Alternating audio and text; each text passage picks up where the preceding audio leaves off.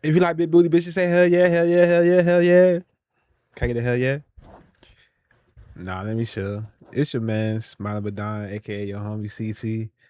In this video, we talking about Grand Theft Auto 6, which is about 93 days away and 90 days out. In this video, we're looking at Tommy Vercetti and older GTA games might be in GTA 6, a deep dive. We're reacting to it. The video is about Sav. Without further yap, let's start it.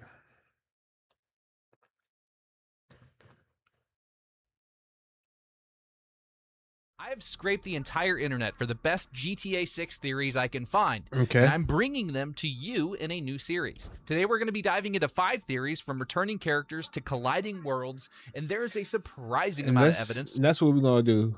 We're going to watch this video and we're going to determine if what he's saying is true or if we actually support what he's saying or not. So we're going to watch the video and then give our opinion on what he's saying. To support the return of a rather iconic character, so you're going to want to stick around for this one. Tommy if you're new V. here, welcome. Do we think on he's this coming channel, back? We cover all things GTA 6, from the ever so popular It location would be a deep cool dives Easter that I've egg. done to the patent series that we just wrapped up, and now we're on to the best GTA 6 theories the internet has to offer. If stuff like that is your jam, be sure to subscribe so you don't miss out on future videos. I'm Sav. This ain't your average YouTube clickbait. Let's dive in. So the original Grand Theft Auto Vice City came out in 2002, and it gave us one of the most I didn't know it iconic was characters 02. this franchise has ever seen, both prior to and long after its release. Now, if you don't know the story, here's the gist of it. Spoiler alert, Tommy gets out of prison, gets set up on a drug deal that goes sideways, and then you spend the rest of the game helping him claw his way up through the Vice City underworld. One favor, one murder, one betrayal at a time. And by the end of it, I need to run Vice City back. I haven't played Vice City in I don't know how long that I barely remember the story. he basically runs the whole city. Now, the whole persona and the voice behind Tommy wasn't just some random voice actor either. It was none other than the beloved Hollywood legend Ray Liotta, who has since passed away. But this was an actual high-profile Hollywood actor in a video game back when that was almost unheard of. And Vice City set the tone for the future direction of the franchise. This was one of the cornerstone games. So we're going for the back to HD Vice era. City So after when people 24 start talking years. about the possibility of Tommy returning in some form for GTA 6, He'd be an old well, head if that's he come not a back. small thing. It is, however, a controversial one. And we'll Yeah, get to he'd why be an here in just old a moment. head, super But where's old all head. this coming from? Well, it started originally with the idea that GTA 6 was headed back to Vice City. As soon as players heard that, the Vercetti theory started popping up everywhere. But as more and more was learned about what Rockstar is doing with the game, they've only added think fuel to the fire. fans There would are be many disappointed if he locations don't come around back. the game that were in the original, like the Ocean View Hotel, which was Tommy's base of operations before he moved to the Vercetti estate, which was another one. But we'll get to that in a moment. It began to feel like Rockstar was teasing the player base with small nods to Tommy in multiple frames of trailer footage. For example, if you go to frame 970 of trailer 1 on the frame analyzer over at 6hubhq.com, shameless plug, you can clearly see a lizard art piece mounted to the wall, and it is wearing a shirt with the same exact pattern as Tommy's notorious blue shirt from Vice City. But that's just a small Easter egg, a mere tribute to the man himself. On its own, it means absolutely nothing. But Yeah. wait, there's more. Thanks to the vintage That's just a Vice City small pack little Jimmy Jim. So like it don't really mean nothing. was announced on June 24th of this year, we now have an even larger, more in-your-face nod to Tommy Vercetti. A screenshot titled Vintage Vice City Weapon Pattern 1 was released, and it was the exact same pattern, aqua blue with white and gray palm fronds. Irrefutable evidence that Rockstar Games are without question giving us a very cool weapon skin as a tribute to Tommy Vercetti. I mean, it's called the Vintage Vice City Pack and features other hairstyles, clothing, and vehicles from the 1980s era of Vice City. But wait, there's more. The same June 24th announcement that brought us the Vintage Vice City Pack also introduced the controversial Ultimate Edition pre-order option that comes with some goodies. Now, I'm not here to debate the value of the Ultimate Edition or whether or not it's reasonable. It is. But we can do that in another video. Now, on the website, you can see a bit of text talking about the Morgan revolvers. It says, and I quote, "His and hers version of this powerful revolver with classic Vice City styling sourced from the Vercetti estate, including palm tree etched grips, engraved detailing, and high-performance scope." Now, the standout bit of text there is Vercetti estate. Now, there is a debate among fans and creators about what this actually means. Some say this is confirmation that the mansion is in the game. And then you have those that say, it's just a verbal tribute or acknowledgement of Tommy Vercetti's mansion on Starfish Island for lore purposes. Stop reading into it. And you can make an honest argument for both cases. What you cannot The do... estate still gotta be there. If it's on Starfish Island and Starfish Island is in the game, and Vice City is on Leonardo map, I say, yeah, his estate should still be there. However, is Tommy there? Is not necessarily have to be, but will he be there? Take any of this and spin it into Tommy Vercetti is coming back for GTA 6. Don't get me wrong, there's nothing I would love more than seeing Tommy as some aging crime boss pulling the strings from his Vice City retirement home, or maybe running the city as some sort of politician. But let's be real, that's a bit pipe dreamy. Back in 2011, Rockstar went on record saying the old 3D era games, Vice City, San Andreas, Grand Theft Auto 3, exist in a completely separate universe from anything since Grand Theft Auto 4. By their own rules, Tommy doesn't canonically exist here. And even if he did, Ray Liotta passed away in 2022, so there's no bringing him back, at least not voiced anyway. Now, my opinion has admittedly shifted back and forth on this one over the last few months, and I'm not firmly... So that right there kind of cancels it. If there's a different universe from everything from previous GTA 4 is a different universe than what we currently have, he wouldn't even exist.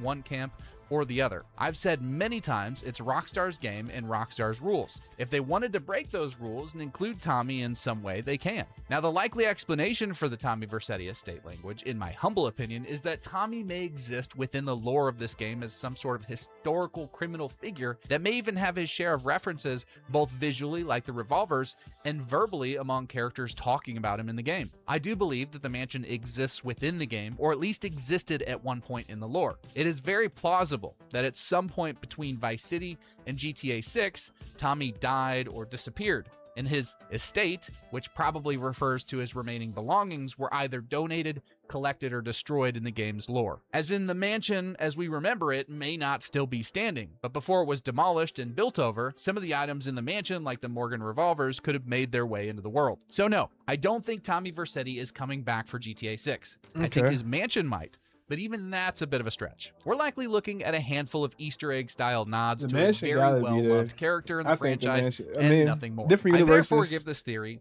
8 bananas out of 10. Different universes, but we see the Vercetti estate, we see the weapons, we see different hints that they're hinting at Tommy Vercetti. I feel like that Vercetti estate line with those weapons in the vintage pack, I feel like that line is key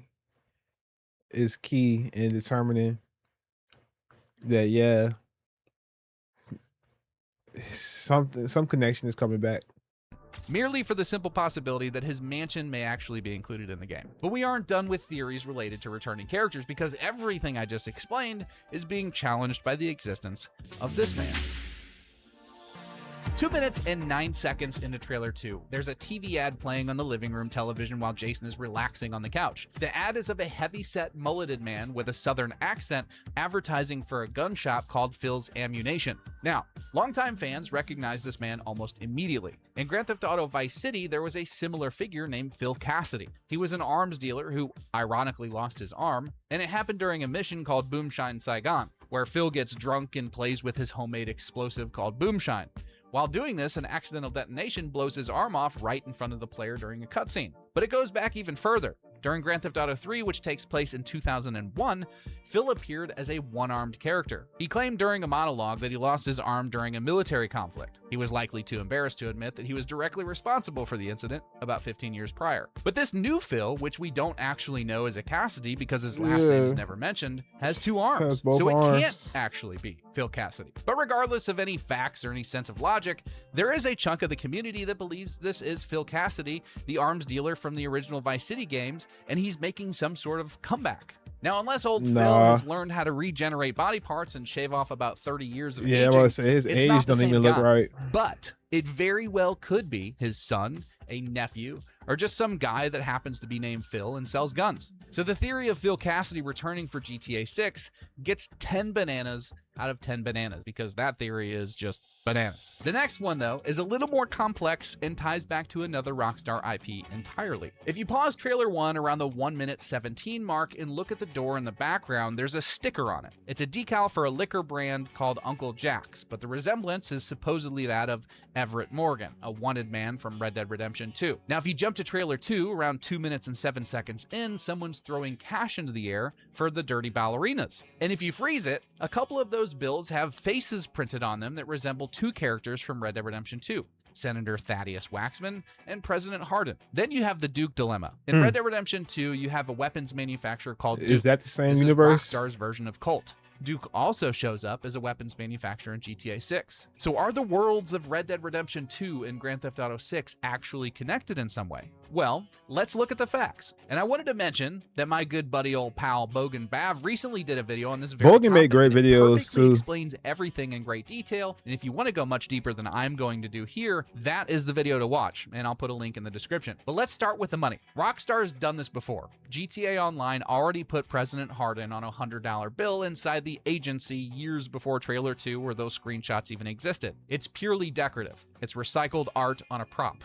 It was never once intended to mean anything canonically. The Everett Morgan poster falls flat as soon as you dig into the facts. It's not even a real character. That exact face is one of the most reused NPC models in all of Red Dead Online. It fills random low-tier bounty boards under a dozen different names. In fact, the same model shows up as a completely different outlaw in Bav's video called Jesse Strain, and he's wanted for a completely different crime. It's just a stock face that Rockstar uses for Phil. As for Duke weapons, Bav and I disagree a little bit on this one. Bav pointed out that the Duke 1853 Navy revolver never appeared in Red Dead Redemption 2's story mode. It's a Red Dead Online exclusive, and this was added a few years later in an update. Now, I personally don't see why GTA Online should be separated from GTA 5's story as far as canon goes. I suppose it doesn't really matter in the grand scheme of things, but to me, if it's in GTA Online, it's GTA canon. And if it's in Red Dead Online, it's Red Dead canon, which obviously throws a wrench in the logic of the claim. But we'll come back to that. I would agree Bav to also that. points It's out, canon. accurately, mind you, that Red Dead mentions the actual physical city of New York, whereas in Grand Theft Auto, it's referred to as Liberty City. There's an actual book sitting in Red Dead Redemption 2's world that name drops New York more than once. Liberty City's own official lore says it used to be called New Rotterdam before the British renamed it Liberty City. The English quickly renamed New Rotterdam Liberty City, after a generous donation by the Bank of Liberty for sponsorship rights. This is the biggest problem, in my opinion, for the claim that these two games share a universe. There are even more examples that Bav points out in the video, which I highly recommend watching, but for what it's worth, I think there's a pretty reasonable explanation here, and it all boils down to Occam's razor. The simplest explanation is usually the best. Rockstar has built both worlds. The games function almost identically. They're just separated by about 100 years or so. Gaming assets aren't cheap. They would likely want to reuse what they could get away with reusing and not get too caught up in the details. Grand Theft Auto 5 has sold over 230 million copies. Red Dead Redemption 2 has sold over 85 million copies. I would think that a large majority of those players are too focused on other things to really look into it and have an opinion on the matter.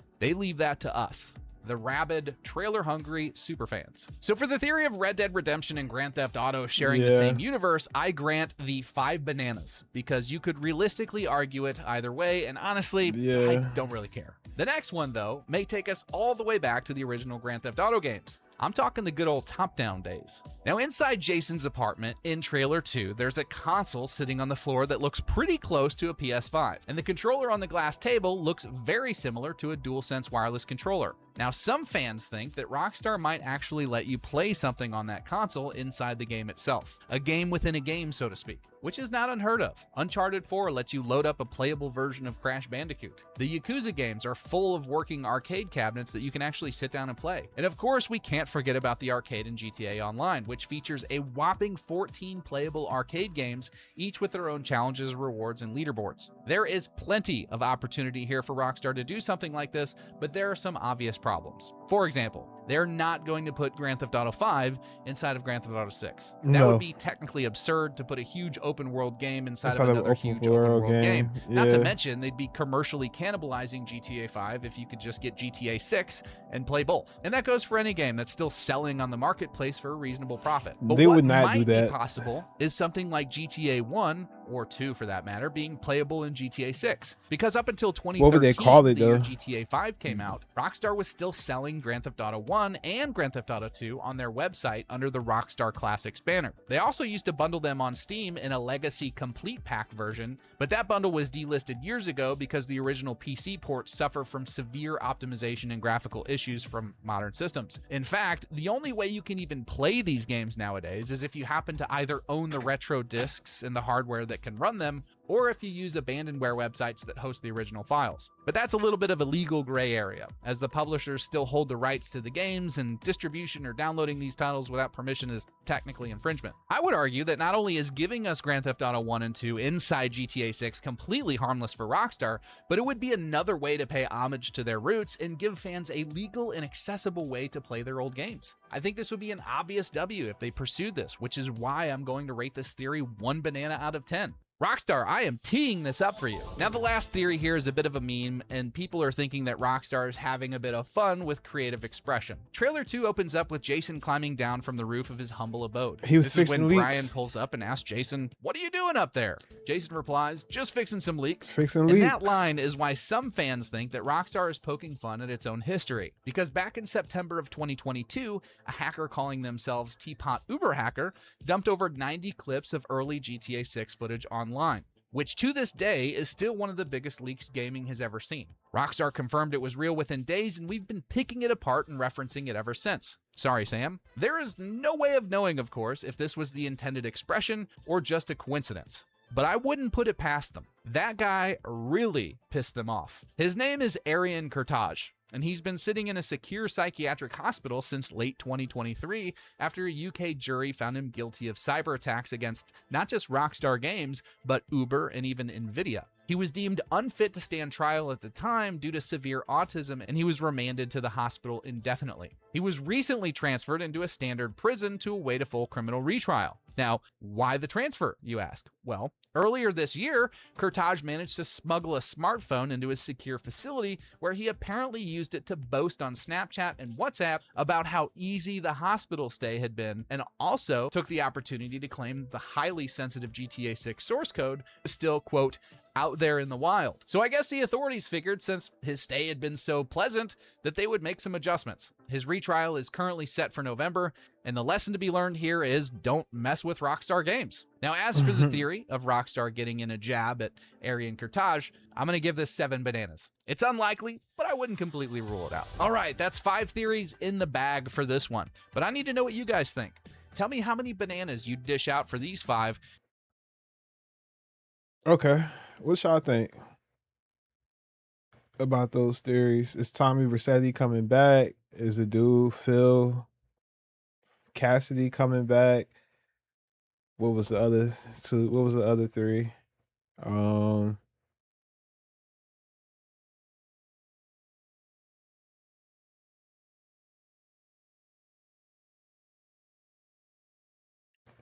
other 3 were kind of just irrelevant, in my opinion, at this point. But yeah, let me know what y'all think about GTA 6 and the theories. Is Tommy Vercetti coming back? Let me know down below. It's your man, Smiley Badon, aka your homie CT. I appreciate you rocking.